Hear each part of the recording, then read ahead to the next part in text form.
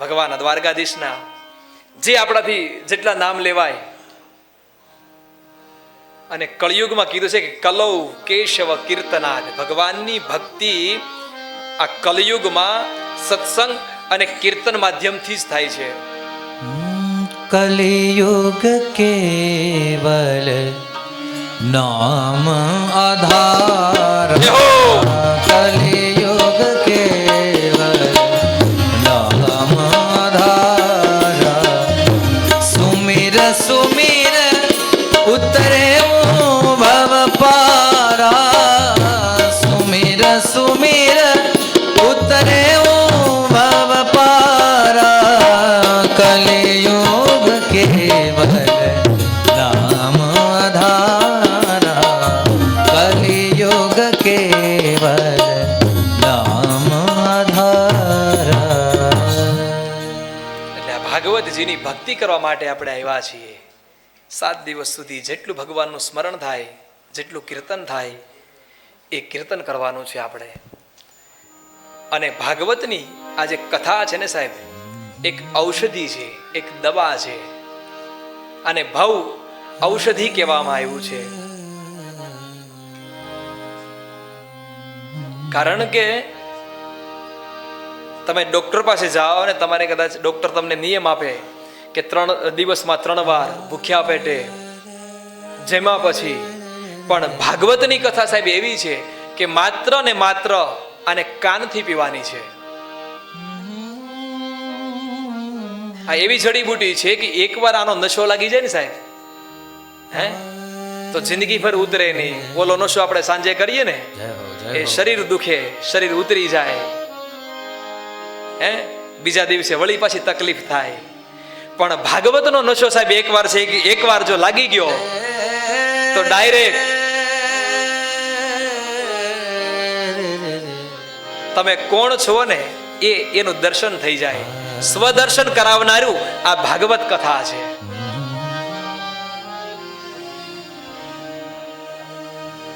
મને સરસ મજાનું ઉદાહરણ યાદ આવે છે મનુભાઈ. રવિન્દ્રનાથ ટાગોર પત્રાવળી બનાવતા, આપણે જમીએ ને પત્રાવળીમાં પાનની, સરસ મજાની પત્રાવળી બનાવે છે. અને ત્યાંથી એકવાર કોઈ ભાઈ નીકળ્યો એટલે એક પત્રાવળી એને હાથમાં આપી. એટલે વ્યક્તિ પૂછે કે આનું શું કરું? નાખી દે કે ગટરમાં? પત્રાવળીને શું કરતો કે ગટરમાં ફેંકી દે. પેલો માણસ કહે છે કે આ સરસ મજાનું તમે આનું આ પત્રાવળી બનાવી છે, ઘણી બધી મહેનત કરી છે, અને ગટરમાં ફેંકી દેવી? ત્યારે બહુ સરસ વાત કરે છે કે ઈશ્વરે તમને આ સરસ મજાનું શરીર આપ્યું છે, એ ગટર બનાવવા માટે છે, જે તે વસ્તુ એની અંદર નાખવા માટે છે. આ કથા છે ને એ બતાવે છે. એટલે આ ઈશ્વરે આપ્યું ને, તમે વીમા એજન્ટને પૂછો ને, એટલે 216 કરોડ રૂપિયાની વસ્તુ તમારા શરીરમાં છે. તમે આમનમ કરોડપતિ છો. વીમા એજન્ટને પૂછો એટલે તમારા એક એક અવયવની કિંમત તમને બતાવે. ડોક્ટર મહાદેવભાઈ પ્રસાદ એમ કહે છે કે 216 કરોડ રૂપિયાની કિંમત તમારું શરીર ધરાવે છે. તમે યાર ગટર કરી નાખો એને, એ ગટર કરવાની વસ્તુ છે.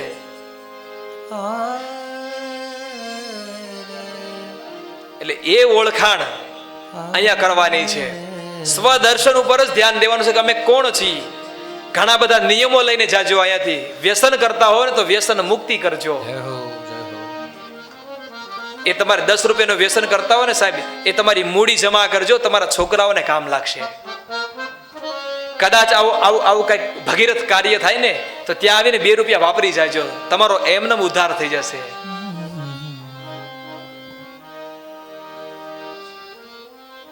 એ આપણે આ ભાગવતની કથા છે. અને એમાંય હરિદ્વારના આંગણે તમે એનું ભેગા થયા છે. ઘણા બધા નિયમો છે, પણ આપણે બધા સાથે મળી અને એક શ્લોક ભાગવતજીનો સાથે મળીને ગાઈએ આપણે.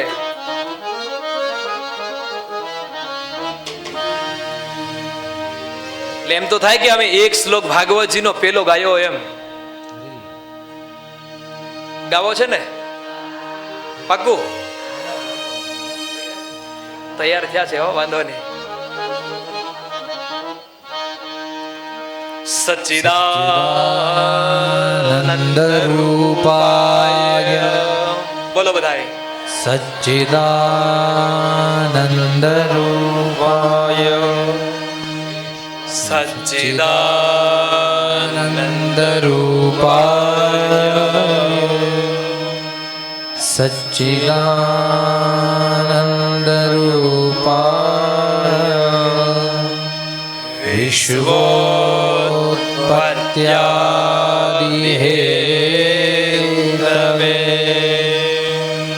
વિશ્વોત્પત્યાદિ હેતવે,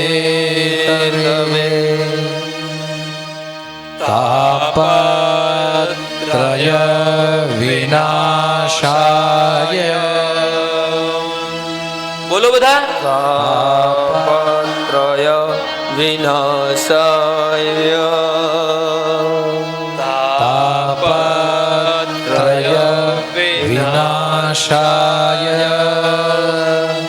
તાપત્રય વિનાશાય,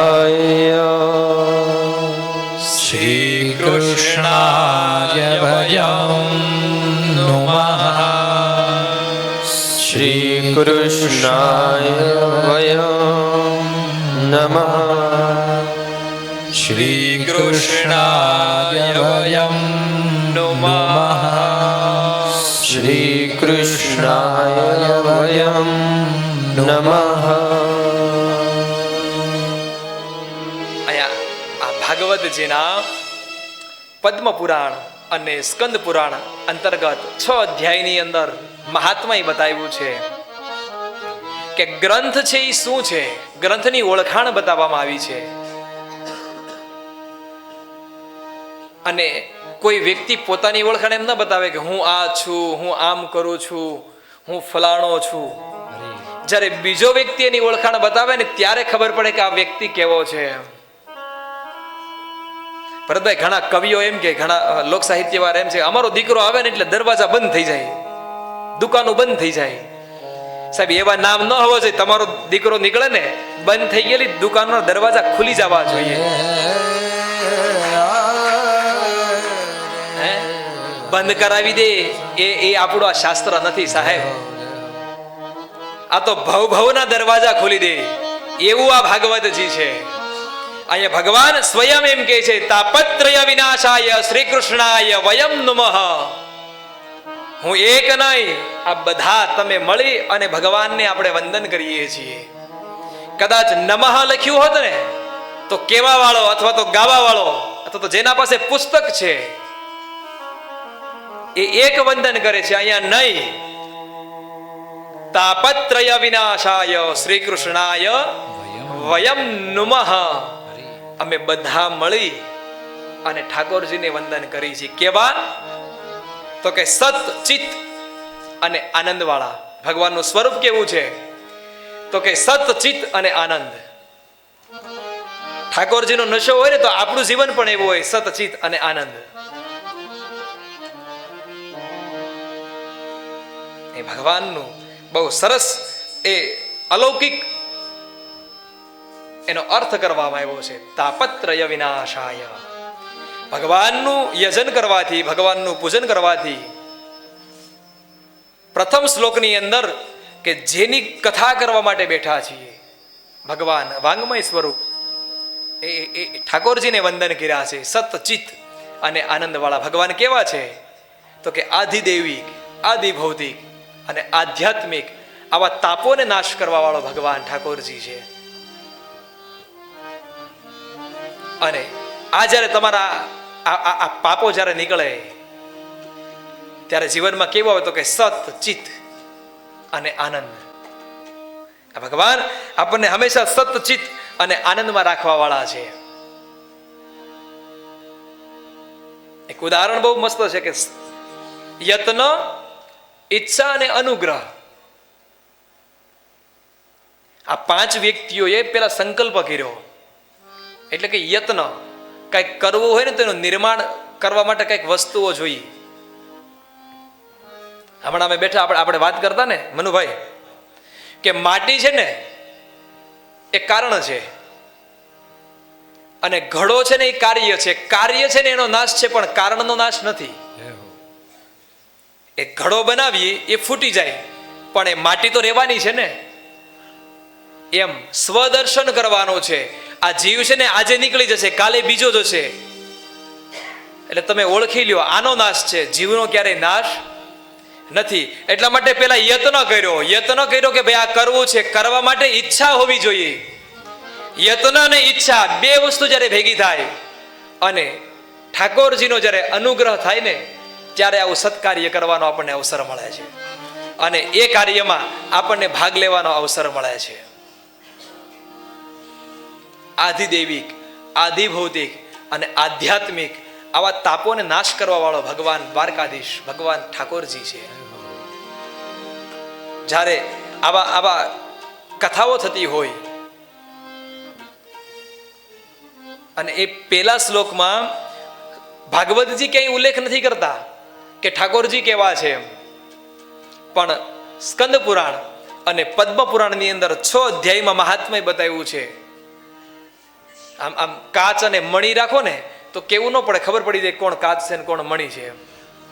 એટલે ભાગવતજી સ્વયં એનો ઓળખાણ નથી આપતા, સ્વયં એનો પરિચય નથી આપતા, પણ સ્કંદ પુરાણ અને પદ્મ પુરાણમાં 6 અધ્યાયમાં પેલા મહાત્મ્ય બતાવ્યું છે અને એની અંદર ભગવાન ઠાકોરજીની કથા બતાવી છે કે ભગવાન ઠાકોરજી કેવા છે અને ભગવાને જેની ઉપર કૃપા કરી છે, ભગવાને જેને દર્શન આપ્યા છે. બીજા દિવસની કથામાં આવશે, ભગવાનના આપણે 24 અવતારની કથા કરશું. આપણે એમ કહીએ છીએ કે ભગવાને 24 અવતાર કર્યા, નહીં, ભગવાનના અસંખ્ય અવતારો થયા છે. વીરપુરમાં જલારામને ત્યાં આવ્યા હતા, એ કોણ હતું? બગદાણાની અંદર તમે જાઓ, કોણ છે? એવા અનેક મહાપુરુષો થયા. દાસી જીવન, તમે એક એકને તમે જોતા જાઓ, કોણ છે? આ ઈશ્વરોના અવતાર છે. એને કારણ જોઈ, કોઈ કાર્ય જોઈ. એટલે આ 6 અધ્યાયમાં મહાત્મ્ય બતાવ્યું છે અને પેલા શ્લોકમાં જેની કથા બતાવી છે, જેની કથા કરવા માટે બેઠા છીએ, એને મળીને વંદન બતાવ્યા છે. તાપત્રય વિનાશાય શ્રી કૃષ્ણાય વયમ નમઃ. અને બીજા શ્લોકની અંદર જેની આપણા સુધી કથા પહોંચાડી, પેલા તો કે જેની કથા છે એની, અને બીજા શ્લોકની અંદર કે તમારા ને મારા સુધી જે કેવા વાળા વ્યક્તિ છે એમને વંદન કર્યા છે. કારણ કે ગુરુ વગર જ્ઞાન ન મળે, એટલે બીજા શ્લોકની અંદર ગુરુજીને વંદન કર્યા છે કે તમારા અને મારા સુધી આ લઈ આવ્યા છે.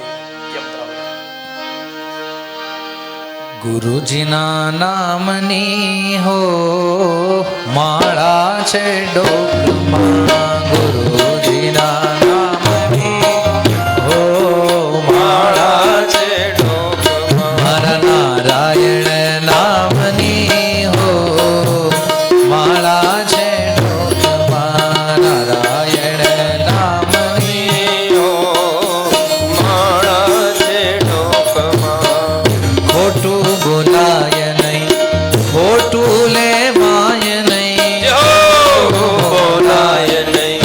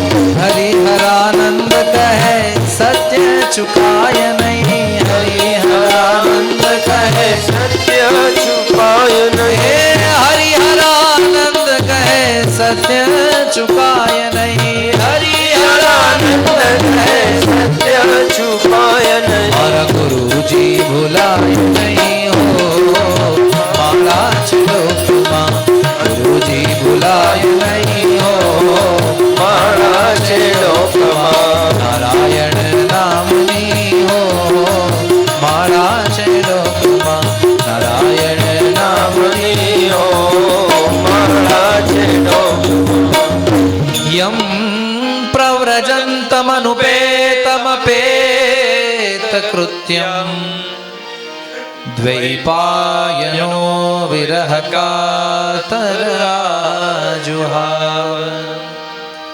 पुत्रेति तन्मयतया तरवो विनेदुः तं सर्वभूतहृदयं मुनिमानतोऽस्मि.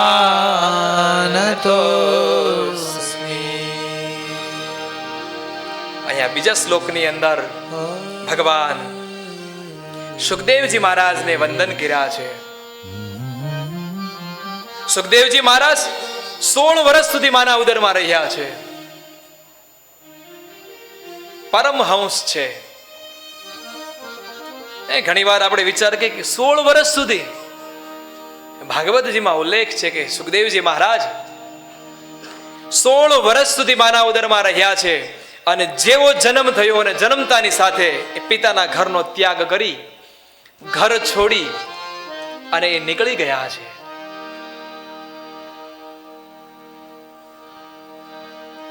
પિતા વ્યાસ એની પાછળ દોડે છે, હે પુત્ર હે પુત્ર, પણ સુખદેવજી મહારાજ સાંભળતા નથી.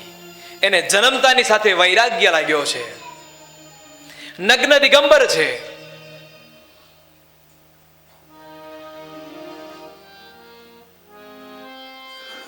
જ્યારે 16 વર્ષ માના ઉદરમાં રહ્યા, એનો જન્મ થયો અને જન્મતાની સાથે પિતાના ઘરનો ત્યાગ કરી અને નીકળી ગયા છે.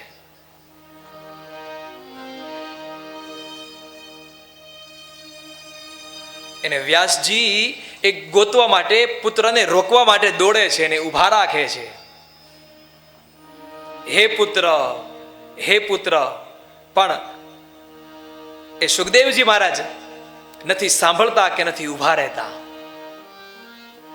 અને એ સમયે વૃક્ષોએ એને જવાબ આપ્યો છે. ઘણીવાર આપણે કહીએ કે ઝાડવા બોલે, તો કે હા. શું કામ? તો કે સુખદેવજી મહારાજ એ ઘર છોડીને નીકળે છે. પિતા વ્યાસ એને ગોતવા માટે જાય છે. વ્યાસ એક સંત છે અને વૃક્ષો પણ એક સંત છે. સાહેબ, સંતની ભાષા છે ને એ સંત જ સમજી શકે. જ્યારે ભગવાન રામજી જ્યારે વનવાસ માટે નીકળ્યા ને, ત્યારે કિષ્કિંધાના ઝાડવાય પણ રામ રામ રામ બોલે. શું કામ? તો કે શબરી એ રામનું સ્મરણ કરે છે. જન્મતાની સાથે એને પણ વૈરાગ્ય લાગ્યો છે અને એને પણ એના ગુરુની ઉપર ભરોસો હતો, એને પણ એના ગુરુ ઉપર વિશ્વાસ હતો. સાહેબ, આ બાજુ જમનાભાઈ બહાર નીકળે ને તો ઓલા છાણા હોય ને, છાણા એ વિઠ્ઠલ વિઠ્ઠલ વિઠ્ઠલ બોલે છે. પણ તમારો દ્રઢ ભરોસો હોવો જોઈએ, તમારો દ્રઢ વિશ્વાસ હોવો જોઈએ. સુખદેવજી મહારાજ એ ઘરનો ત્યાગ કરીને નીકળ્યા છે. પિતાજી એને ગોતવા માટે નીકળે છે, સાંભળતા નથી. કોઈ સંત એને ઉભો રાખીને પૂછે છે કે કેમ એટલા બધા દોડો છો? કેમ તમે પુત્રના વિયોગની અંદર એટલા બધા દોડો છો? કેમ એની પાછળ જાઓ છો? પણ સાહેબ, એક બાપ છે ને, બાપ વિચાર કરે છે કે આ મારો પુત્ર છે અને જન્મતાની સાથે આને વૈરાગ્ય લાગ્યો છે.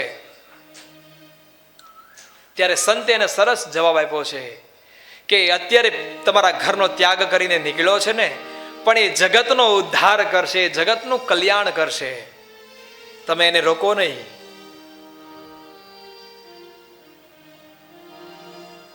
પૂજ્ય ભાઈશ્રીનું એક સરસ મજાનું મને ગીત યાદ આવે છે. આ પ્રસંગ ઉપર ભાઈશ્રી એમ કે, કારણ કે જ્યારે વ્યાસજી એના પુત્રને રોકવા માટે દોડે છે અને ઝાડવા જ્યારે એને જવાબ આપે છે ને ત્યારે કોઈએ પ્રશ્ન કર્યો કે ઝાડવા બોલે? તો કે હા.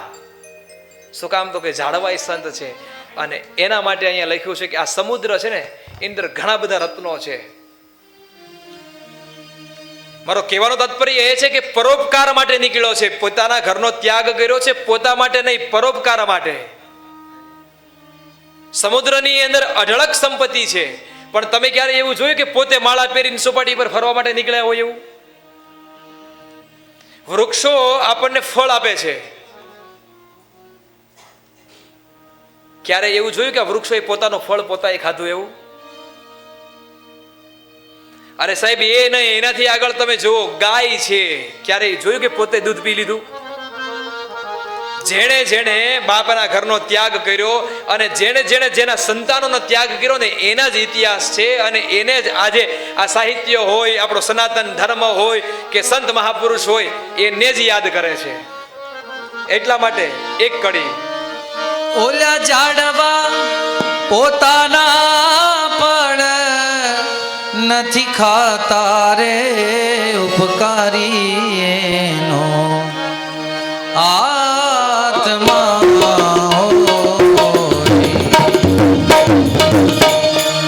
ઝાડવા પોતાના પણ નથી ખાતા રે, ઉપકારી એનો આત્મા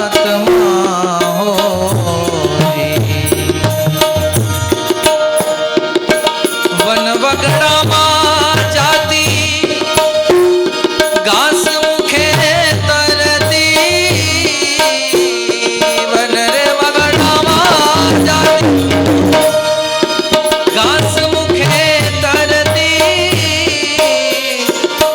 હેજી ગાવડી પોતાના નહીં પીતી રે, ઉપકારી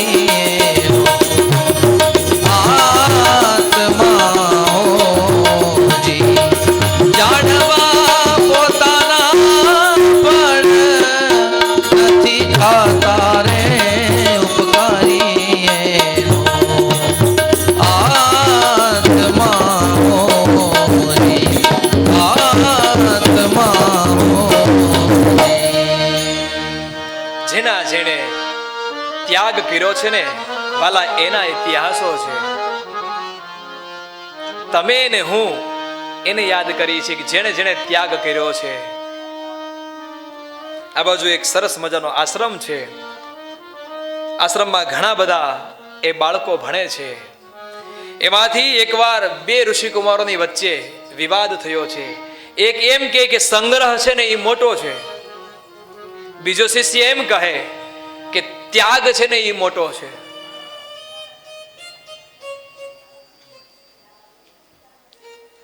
વળી પાછો ઓલો એમ કે નહીં, ભેગું કર્યું હોય ને કામ લાગે. હે, અને આપણે પણ એવું જ છે, ભેગું કરવામાં જ પીડ્યા છીએ. હા,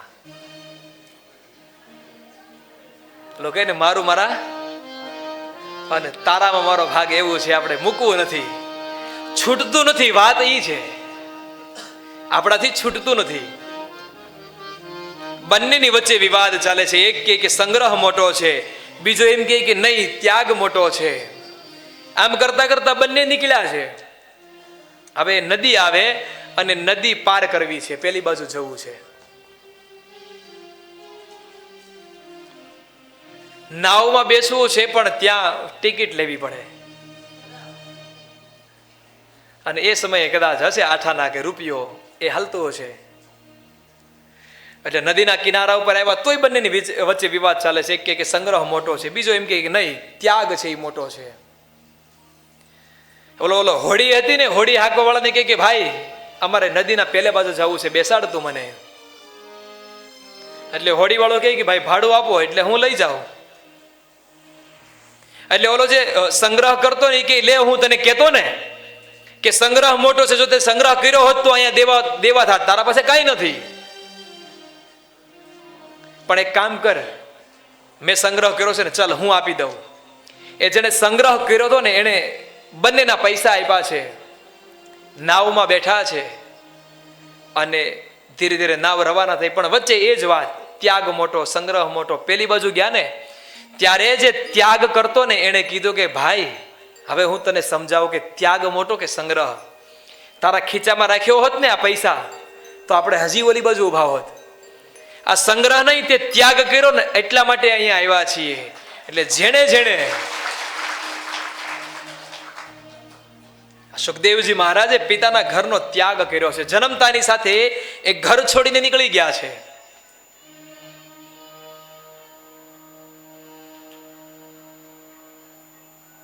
આ બાજુ 88,000 ઋષિ મુનિઓ એકત્રિત થયા છે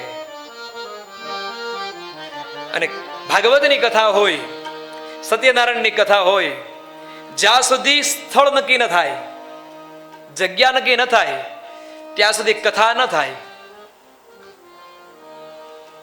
કાર્ય કરવું હોય ને તો પેલા એની જગ્યાને નિશ્ચિત કરવી પડે, સ્થળની નક્કી કરવું પડે કે ક્યાં કથા કરવી છે.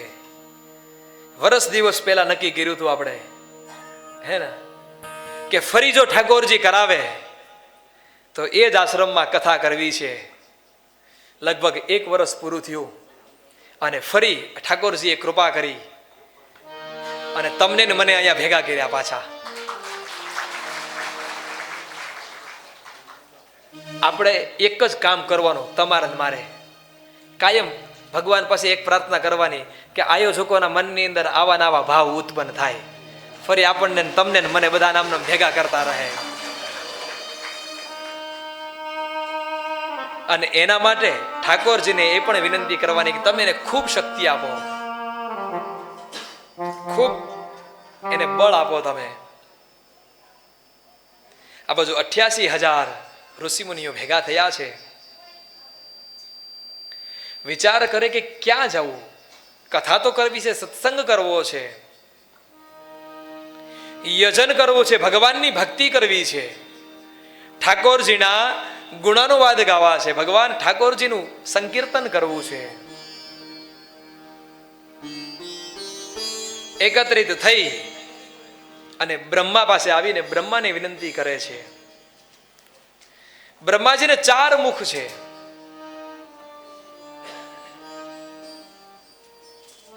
અને બ્રહ્માજીએ એક ચક્ર આપ્યું, મનોમય ચક્ર આપ્યું ને કીધું કે આ ચક્ર અહીંયાથી છૂટે અને આ જ્યાં રૂકે, જ્યાં આરા છે ખંડિત થાય. આપણી ભાષામાં અત્યારે, આપણી કાઠિયાવાડી ભાષામાં એમ કહો કે ચક્ર તૂટે, કદાચ એના આરા તૂટી જાય ભરતભાઈ. અને જ્યાં ઊભું રહે તમારે એ જગ્યા ઉપર કથા કરવી. શું કામ કે ઓલું સર્કલ હોય 3 રસ્તા, ત્યાં બેહીને સત્સંગ ના થાય ના. ગામને આપણે ન નડીએ ને ગામ આપણને ન નડે એવા સ્થળનું નિર્માણ થવું જોઈએ. એવા સ્થળે જો તમે કથા કરો. એટલે બ્રહ્માજીએ મનોમય ચક્ર આપ્યું છે ને એ ચક્ર ત્યાંથી છૂટ્યું. માત્ર નૈમિષ માત્રની અંદર જે જગ્યા પર ઉભું રહ્યું એનું નામ પડ્યું છે નૈમિષારણ્ય. યુપીમાં આવ્યું છે. લખનૌથી લગભગ 150 કિલોમીટર આગળ જઈએ એટલે નૈમિષારણ્ય નામનું એ જગ્યા છે. અને એ જગ્યા ઉપર 88,000 ઋષિમુનિઓ ભેગા થયા. અને ઘણીવાર નિર્ણય છે ને, એ નિર્ણય વિવેક